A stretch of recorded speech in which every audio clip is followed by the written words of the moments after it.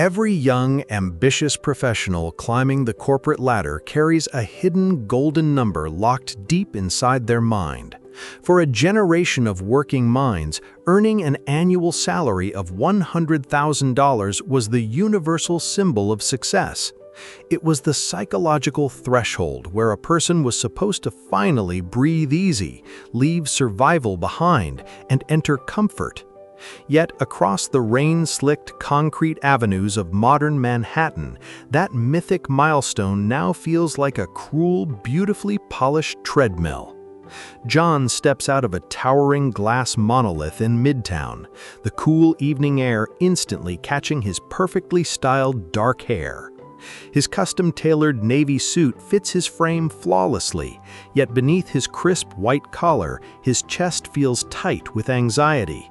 A familiar, low-grade sense of financial panic quietly hums in the background of his mind as he walks toward the station. The sharp digital glow of his digital smartphone banking app reveals a harsh, undeniable reality that defies all traditional economic logic. A six-figure salary is supposed to mean absolute freedom, but instead it has purchased a highly demanding luxury-grade cage. The monthly mortgage payment on their sleek, glass-walled high-rise in Long Island City demands its massive share first. That non-negotiable transfer of capital immediately devours nearly half of his hard-earned, post-tax monthly corporate take-home pay.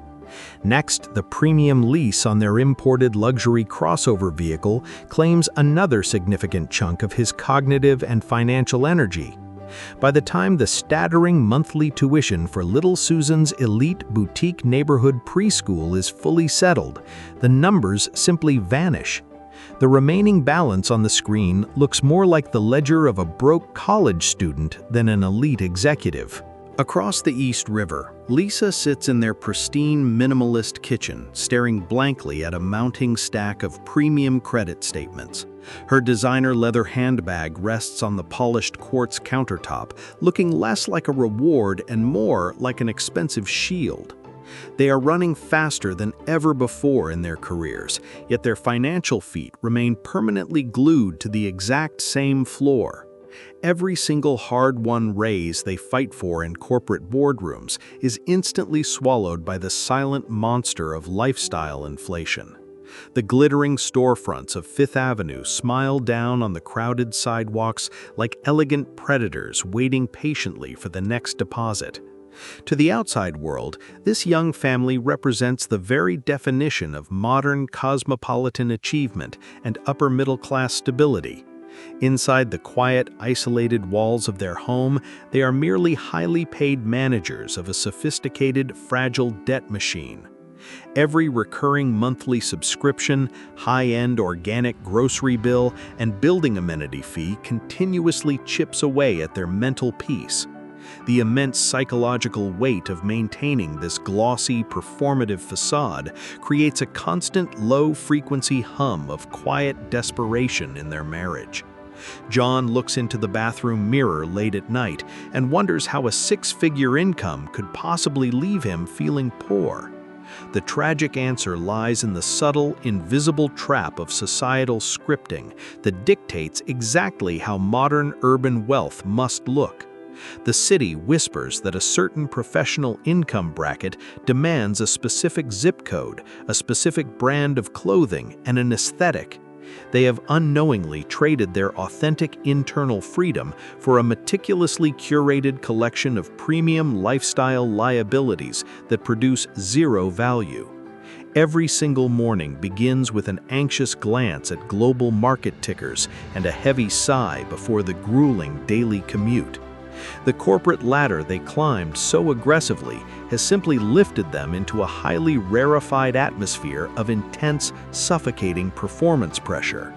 They are deeply trapped in a cycle of earning to spend and spending to maintain the superficial energy required to keep earning. The modern economic landscape has quietly shifted beneath their feet, turning what used to be wealth into mere baseline survival capital. $100,000 a year across America used to buy land, a spacious home, and an unburdened family lifestyle. In the dense, hyper-competitive core of New York City, that exact same sum is aggressively taxed and instantly eroded by cost of living premiums. The local dry cleaner charges an extra premium because of the high-end label stitched inside John's corporate wool jackets. The neighborhood boutique grocery store prices its basic organic produce as if every single customer were a multi-millionaire tech founder. The silent, compounding tax of simply existing in a premium environment acts as an invisible vacuum cleaner on their checking account.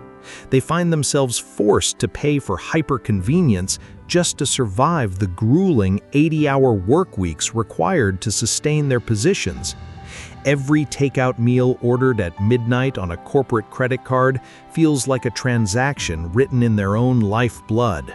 This financial erosion creates a profound, invisible rift between their public lifestyle projection and the quiet reality of their domestic stress. Lisa walks through the local high-end organic market, carefully checking prices while pretending to browse with casual, elite indifference. She knows that a single impulse purchase of artisanal goods can disrupt the delicate equilibrium of their weekly checking account balance. The social pressure to host elegant dinner parties for John's corporate colleagues forces them into spending hundreds on high-end wines. They smile, laugh, and toast to future promotions while calculating the exact interest charge on the credit card used for dinner. The glittering city night skyline visible through their floor-to-ceiling living room windows begins to feel like the walls of a fortress. It is a stunning panoramic view that they are paying thousands of dollars a month to look at, yet lack complete the time to enjoy. Their lives are moving at a breakneck, hyper-caffeinated speed, driven entirely by the absolute terror of falling behind the societal curve. True wealth is rarely found in the tangible consumer goods that loudly shout for attention from the shelves of luxury boutiques. A few train stops away, in a quiet, warmly lit neighborhood of outer Brooklyn, a completely different lifestyle blueprint is unfolding. David walks slowly onto his high-ceilinged design workshop floor, his heavy canvas field jacket dusted with the honest remnants of craftsmanship. His eyes are clear, focused, and completely devoid of the frantic, hollow exhaustion that haunts the midtown corporate offices every afternoon. He and Sarah have built their entire shared existence around a radical, highly intentional choice that rejects the standard consumerist script. Sarah stands gracefully inside her small, independent artisanal bakery, her linen apron dusted lightly with white flour as the oven timers chime. They do not chase the flashy status symbols or the hyper-inflated lifestyles that keep their corporate peers awake at midnight. Their goals are strictly measured in self-owned hours of freedom rather than the superficial prestige of a trendy residential address. They have discovered the ancient truth that true luxury is the absolute absence of financial anxiety and the possession of time. Back in the midtown high-rise, John slowly loosens his silk tie, feeling the heavy physical weight of his golden handcuffs. He remembers a timeless literary quote warning that we buy things we do not need to impress people we do not like. The unrelenting pressure to maintain the appearance of immense success has become far more exhausting than the actual creative work itself. A single unexpected medical bill or a minor downward dip in the financial markets feels like a catastrophic threat to their ecosystem. They watch their corporate peers take lavish multi-thousand-dollar vacations on social media and feel an immediate toxic surge of keeping up with the Joneses anxiety. It drives them to book tropical island trips they cannot truly afford, using credit cards that leverage money they have not made. They post curated pictures of forced smiles to an audience of digital acquaintances they don't actually care about in reality. The modern urban economy is brilliantly engineered to separate high-earning professionals from their capital through deeply psychological marketing feedback loops. It stealthily transforms luxury into a baseline necessity until $100,000 feels like the absolute bare minimum for human survival. David and Sarah view the chaotic, high-consumption metropolis through a completely different, highly independent, and fiercely protective lens. They see the endless landscape of street advertisements not as invitations to join a community, but as direct attacks on their autonomy. When they truly need a material possession, they invest deeply in durability, simple utility, and timeless craftsmanship over brand prestige.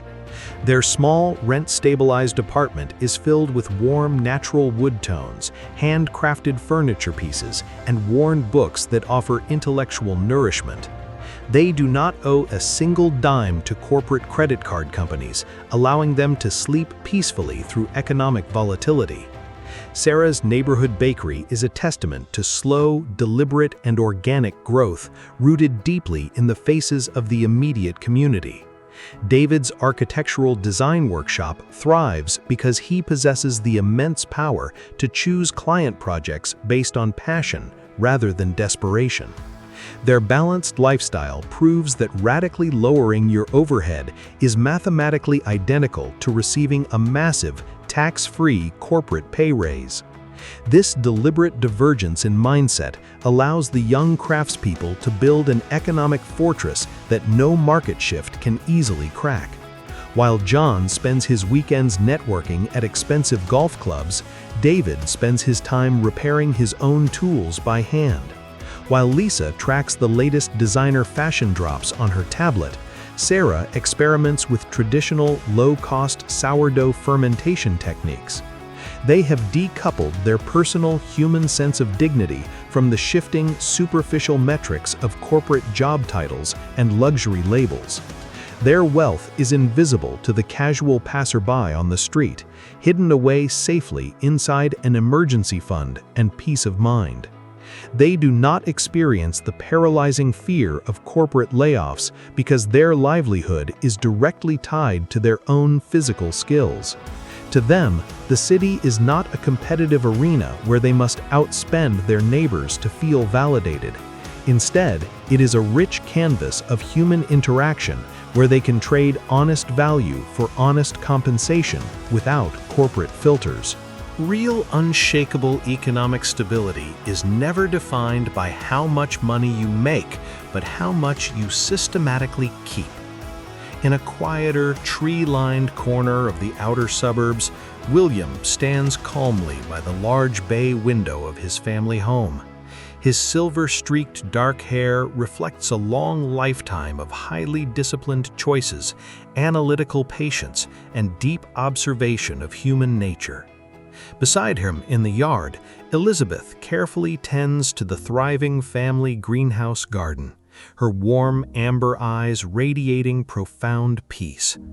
Together, they have intentionally raised their children, Brian and Emily, to understand that money is simply a practical puzzle to solve.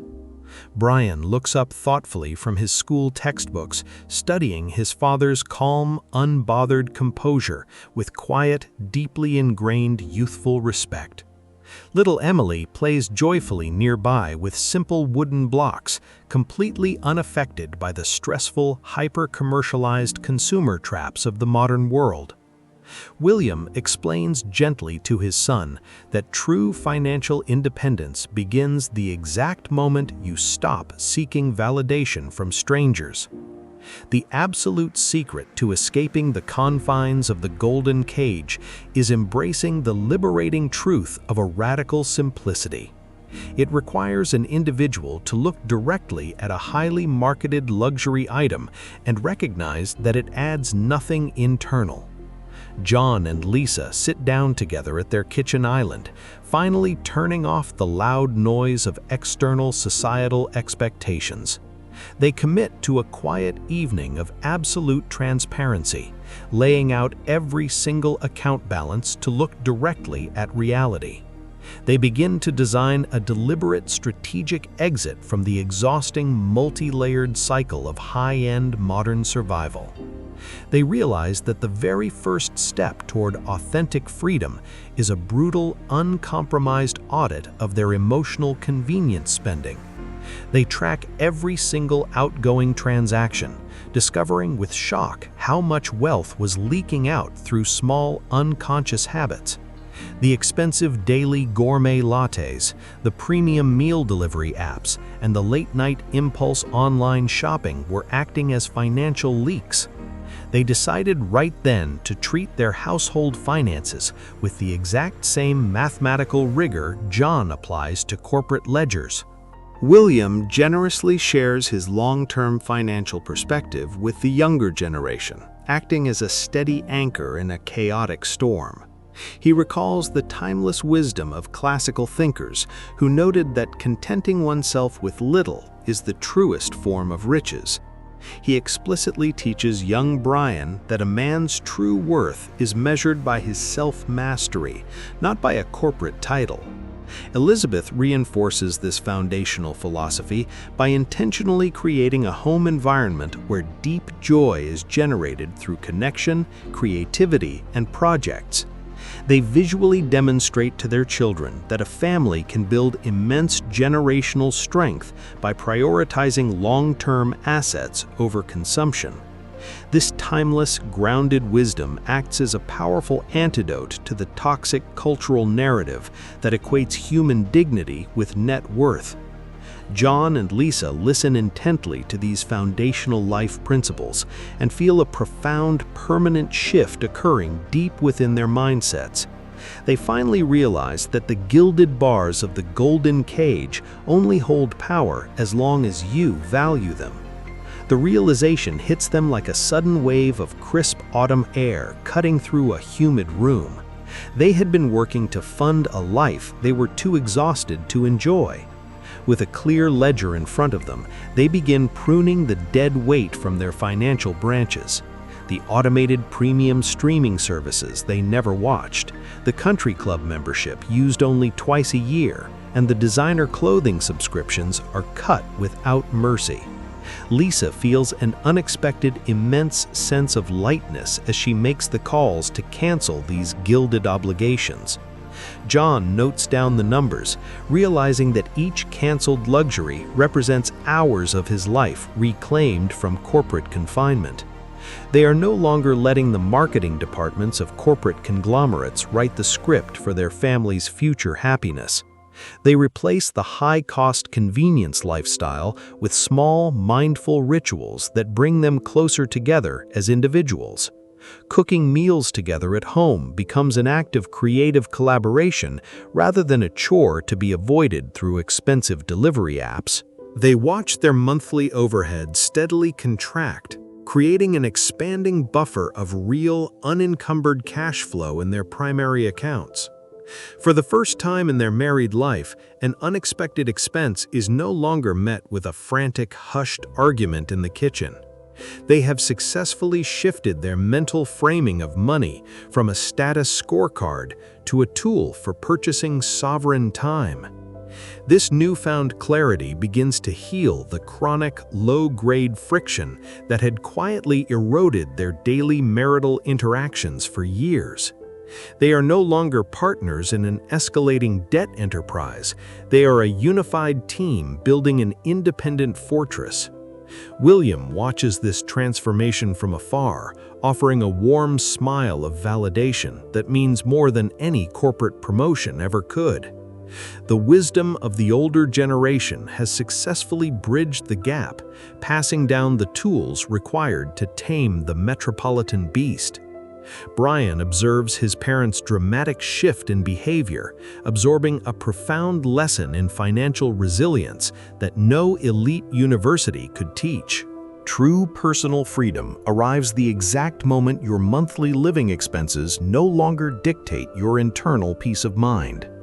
John walks down the bustling New York City streets with a visibly lighter step, wearing a simple, comfortable charcoal crew-neck sweater. The expensive, status-driven luxury vehicle lease has been completely replaced by a modest, highly reliable car that serves its purpose. Lisa smiles warmly as she efficiently organizes their newly optimized, highly simplified household budget spreadsheet, feeling a deep sense of control. They have successfully transitioned away from the paralyzing chronic fear of instability into a highly sustainable, optimistic lifestyle. The foundational happy life theory is remarkably simple. If you master your internal desires, you instantly master your entire environment. By intentionally silencing the aggressive noise of modern consumerism, they have finally unlocked the massive mental space required to live. They no longer feel the heavy, suffocating pressure to endlessly perform for an invisible, judgmental audience of superficial critics. Their high corporate income, once completely devoured by the jaws of lifestyle inflation, now transforms into a powerful tool. They channeled their newly discovered financial surplus directly into low-cost index funds, building a robust, unshakable fortress of security. They discover the exquisite, empowering joy of saying a polite no to expensive social commitments that do not align. Their home, once a cold gallery of fragile, high-priced status symbols, converts into a true sanctuary of warmth and laughter. Little Susan plays happily on the living room rug with simple, imagination-expanding art supplies, surrounded by calm, fully present parents. The constant, tense marital arguments about monthly credit card balances completely dissolve, replaced by collaborative planning sessions for the future. They look back at their years spent inside the golden cage not with anger, but with deep gratitude. They have learned the ultimate lesson of the metropolis, that true wealth is not an abundance of possessions, but choices. Let us reflect deeply together as a growing community on what it truly takes to break free from our cages. The modern world will always try to sell you a grander illusion, a heavier chain, and a more expensive prison. True strength is found in drawing your own line in the sand and boldly deciding exactly when you have enough. Please smoothly share this timeless narrative blueprint with someone in your life who needs the clarity to step off the treadmill. Let us actively build a collaborative space where human success is measured by mental peace and love in our homes. The path out of the consumer cage is always open to anyone willing to trade empty status for purpose. As the golden sun sets beautifully over the iconic Manhattan skyline, a new generation of free minds is choosing a happier life. The final victory is not found in leaving the city behind, but in changing how you exist within its massive framework. John still works hard, but he no longer works out of absolute desperation to cover an inflated, fragile overhead. Lisa still enjoys the beauty of New York style, but she now curates her life based on personal appreciation rather than public status signaling. Their relationship with their capital has been entirely revolutionized, turning an abusive master into a highly efficient, quiet servant. They sit together on their balcony as the city lights blink to life across the dark water of the river. The view is exactly the same as it was a year ago, but the people looking out at it are completely reborn.